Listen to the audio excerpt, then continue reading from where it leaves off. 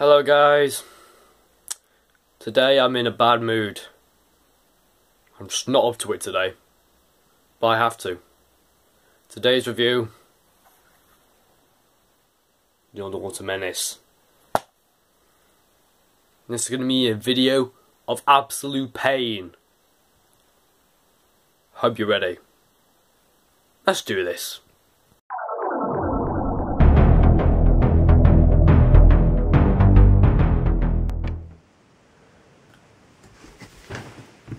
Hello guys, and good evening, and welcome back to a brand new review of my Doctor Who marathon. Last time we did the review on the Time Meddler, a great historical, but now we are moving on to a much disappointing story, in my opinion. This is just one story which I'm not looking forward to at all. This is going to be a video of absolute pain, because I want to tell you this. Just before we start this review, I did a pre-recording of this review earlier, and I completely sweared a lot and completely shouted so much criticism at this DVD release, and then when I played it back to myself, I felt such of a jerk, and I said to myself, I can't post this on YouTube because otherwise I'll be a hater, a troll, an idiot, a jerk, and then my subscriber and likes rate will go down and down, and so I'm not going to let that happen, and so I'm not going to let people call me a hater of Doctor Who. So that's not who I am, and so I just really need to point that out. But it's going to be really painful for me not to shout and swear and say any bad comments about this story, because it is bad. And so today's review, right, let's do this then. So today's review is going to be The Underwater Menace. Now guys, I hope you're installed, for what I seem to be, what I'm about to feel is about 10 times of torture from watching this story. Okay, let's get into the review. The Underwater Menace by Jeffrey Ohms. The TARDIS lands in the lost city of Atlantis, where the crazed Professor Zaroff has convinced the Atlanteans that he can raise the city from beneath the sea. But the Doctor discovers the terrible truth behind Zaroff's plan. He intends to destroy the entire planet. With the doomsday clock ticking, the Doctor and his companions must battle to prevent the apocalypse. Now that backstory just really sends off that this is going to be a great end of the world situation. It really is. But when it comes to the actual story, this story, or this DVD release, got cancelled again, then got another, said it was going to do animation, and then they said that the animation was ceased, and then they had to put in reconstruction. And I can tell you that this reconstruction was done in a rush. And I know that is explainable. When it happened, and when I watched this for the first time, I knew straight away that this is not the BBC's best work at all. This is probably their lousiest work that I've seen. This just completely screams, or I'm not trying to scream out what I hate about this story. It's just what I hate about the reconstruction of the Underwater Menace. It has so much inconsistency with the photos and the audio. The audio doesn't match up towards the correct photos, but also the photos don't match up to the correct audio. And just that is just so inconsistent. There was literally on 4 occasions where I completely looked at a still photo for 3 minutes. I completely got bored to death. And I completely hated myself from watching the reconstruction version of The Underwater Menace. I mean, I can literally not watch episode 1. It's just unwatchable. How am I supposed to see The Underwater Menace episode 1 without terrible reconstruction? I mean, the reconstruction is terrible. People who have done a better job, they can do a much better job on this reconstruction, but the BBC said that we're not going to put in any more reconstructions on YouTube. Basically, you buy the DVD for about £15 and you watch the reconstruction version of The Underwater Menace, and that's it. That's all they care about. And I think when it came to this DVD release, they just completely wanted to shut us up with all the complaints of the Underwater Menace being cancelled, release being cancelled, the animation and reconstruction, they completely wanted to shut us up with our complaints and give us this DVD release. Which most people, I was completely surprised about this release, and I really wanted to see it. But now I regret myself from buying it. Actually, my auntie got this for me for Christmas last year, and she said it was £10, which is not bad, but when this got first released, this was £15. £15 for this.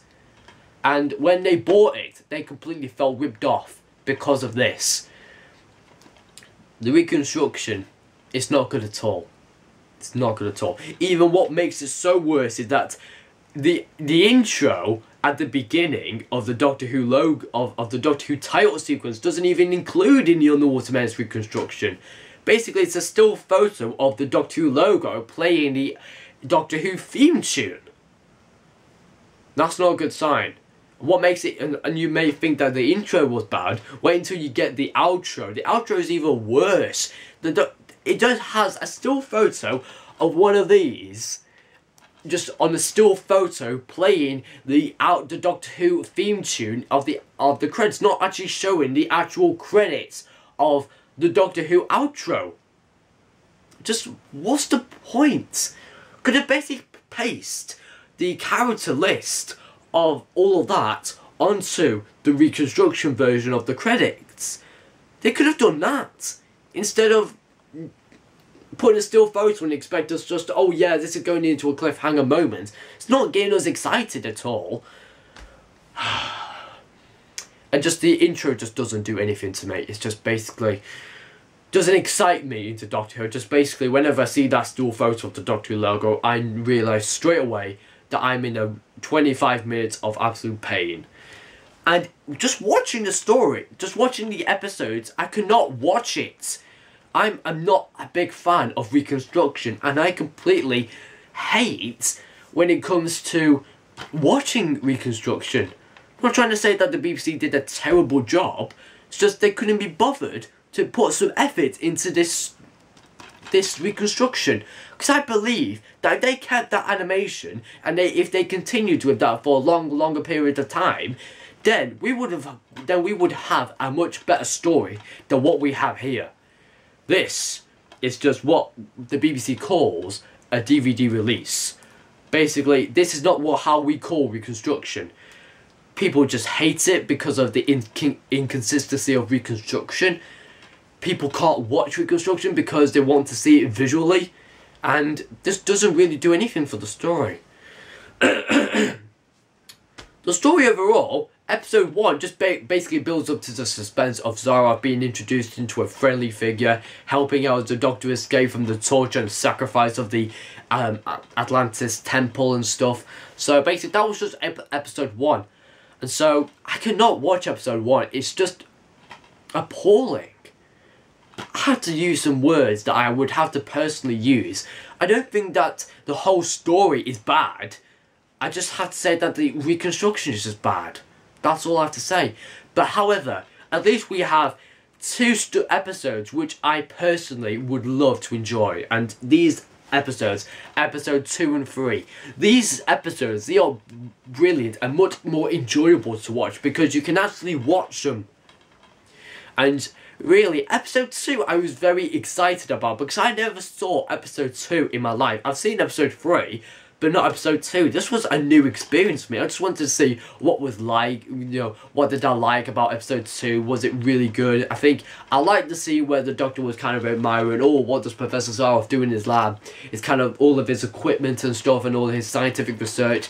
And then Zaroff telling the Doctor his ultimate plan of achieving supreme power by wanting to blow up the world and stuff like that. And you can see the kind of insanity that the Professor Zaroff is going through, and he completely goes off peak and just goes beyond the level of insanity. You can almost see it in his eyes whenever he talks about destruction of the whole world. You can see it in his eyes. He is bloodthirsty for the destruction of Earth to achieve supreme power of his life's work. And from that, I think Professor Zaroff just goes off way beyond peak and goes completely insane and mental. So I really like Zaroff's character. Zaroff's character does play a big role, and most of the time, this is just what cracks me up. This is what makes me so funny in episodes 2 and 3. When Zaroff is speaking, he has a one-dimensional acting role, which basically he's seen as like the master villain and completely wants to destroy Atlantis, basically not rising from the sea. He basically he's devoted himself to raise the city, or the city of Atlantis, from beneath the sea. But no, what in actual fact, they just basically, he wants to just destroy Atlantis and also the whole world on top of it. And so completely destroy the whole entire planet. The Doomsday Book, really. That's what I have to say. But yeah, most of the lines that he does, he completely stutters. And what really, like, he just completely, like, Doctor, you like, those kind of stutters when you see Professor Zaroff just doing that, it's really so funny, because watching him mess up and stutter his lines up is really funny a bit. And then, Zaroff does have some good moments, I'd have to say. I think his best moment has to be episode 3, Cliffhanger. That cliffhanger is just the ultimate spectacular thing I like about this story. It's just that little quote where he fires a gun without flinching. Like, how cool is that? In most of the films which I've watched, every single person who fires a gun completely flinched. Whereas him, he completely just... no flinch at all. And he completely fires a gun without even flinching. What a master villain he is. And then the big quote at the end of episode 3. Nothing in the world can stop me now! That quote is just fantastic. That's just the best thing I like about this story. Just that quote just really just sums up that he's absolutely a mental character. Zaroff is just brilliant in this. He's just devoted himself just to get on with his work and complete and, you know, work towards the destruction of the entire planet. Doesn't care about the ritual sacrifices and anything like that to the Atlantis temple and stuff like that. He basically wants to destroy the world. And basically rising Atlantis from the sea and destroying it, then that's a good plan. So it's basically an end of the world situation where the Doctor must stop Zaroff in order for basically to stop the world from exploding.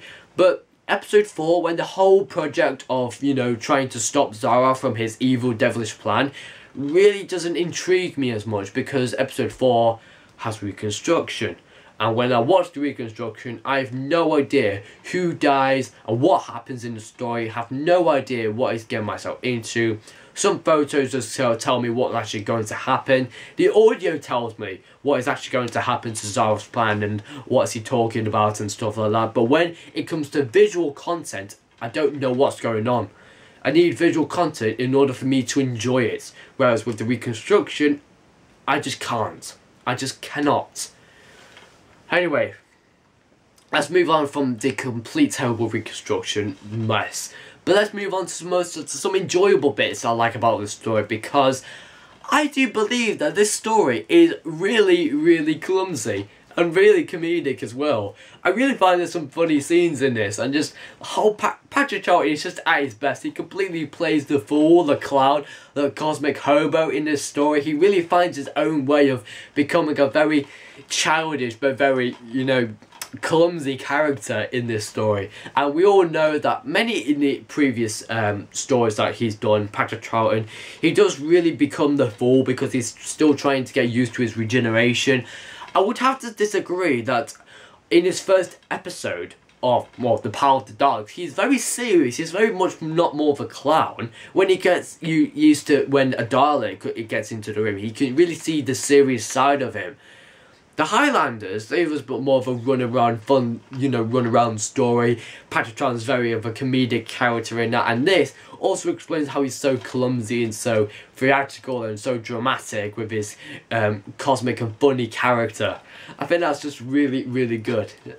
And then when it comes to the Moonburst, which we're going to be reviewing next, this is where you get his serious side of knowing what's going to happen to them and that's going to happen in the Moonburst review. But this, Patrick Troughton does create some funny moments and basically irritates Zaroff, which just completely makes the whole story really funny, because he completely irritates Zaroff from, like, you know, sabotaging his work, or for, you know, completely remove the cable, like,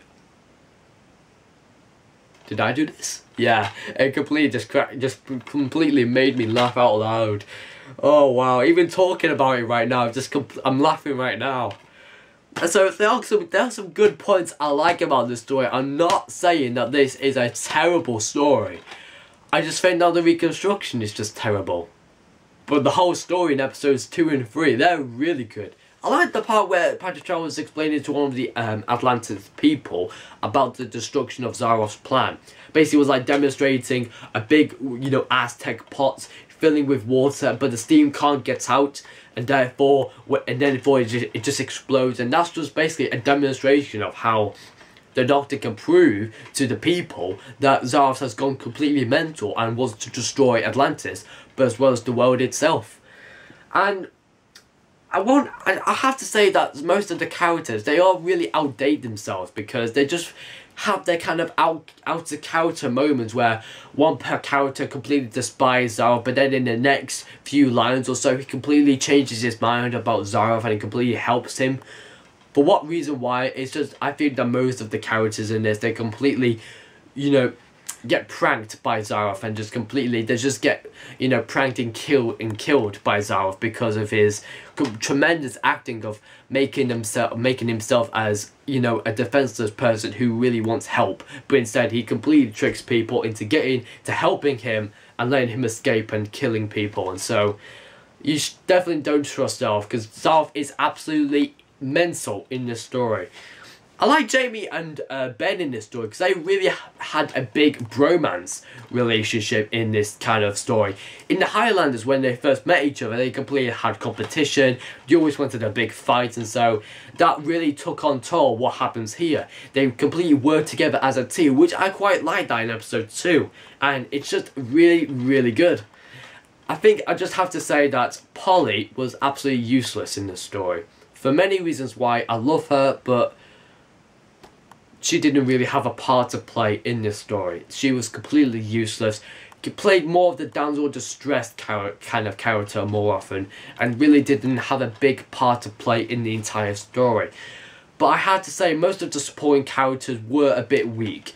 I think one of the characters who was helping Polly out a lot, she was really good. I do like a character helping out, the Doctor, but really does, she's good. I think the miners, they're pretty good, and they also have, a joke or two, and I really do like that. But most of the other supporting characters, they do have a one-dimensional view that sees Zaroff as the ultimate ruler to raise Atlantis from the sea.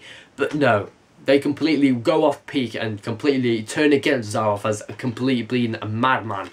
And the whole in episode 4, the whole entire, laboratory and the whole temple gets flooded, which I quite like the water rising, which kind of creates a good fear of people who are, afraid of water, which that creates a good, atmosphere that is almost like, you might better leave now, otherwise the entire place will drown and you will drown yourself, and so that's quite good. I really do like that. And then episode 4, we kind of see Zaroff trying to, get out of the cage, where he locks himself in and he just can't get out, and he completely just drowns. But the still photo, the reconstruction, just doesn't help with what's going on. And episode 1 just doesn't help at all as well. Just doesn't get me into the mood of liking the story. But when you move on to episode 2 and 3, that's when you can more enjoy the whole story. I really do have to give the entire 2 and 3, the episodes, I'd have to give those a 5/6 out of 10, because they are the most enjoyable parts I like about this story, and they do have some good moments. I really like Jamie's and Ben's teamwork together. Zaroff is going completely mental, and Padgett has such a funny character in this story. But what lets it down on is just the terrible reconstruction that the BBC have just done. This is just the poorest attempt at reconstruction, and they did this in a rush, which I know creates a lot of dramatic complaints about this story because of the terrible reconstruction. But the BBC had to do this in a rush, and so they completely rushed everything. They had no time on to make errors and stuff like that, so they completely didn't take their time on producing a good, well thought out reconstruction version of the Underwater Menace. Now, their effort levels was right down below, because they couldn't be bothered to produce a well thought out story for us to enjoy. And we have reconstruction that just bores us to death. I was literally watching 2 reconstruction episodes and they completely tortured me to death because I could not watch reconstruction.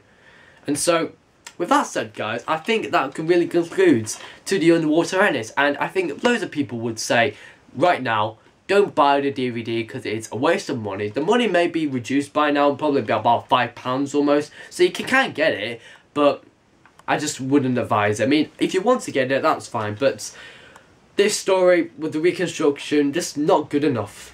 Just absolutely, I just wish they could have kept the animation involved. If they kept the animation, then this would have been a much better story. Much better. But with this reconstruction version, I don't think so. It just doesn't really do it for me. The reconstruction just doesn't help. But anyway, I'll give this a 6 out of 10 for me, because I do have a good pleasure for this story. It's just really good.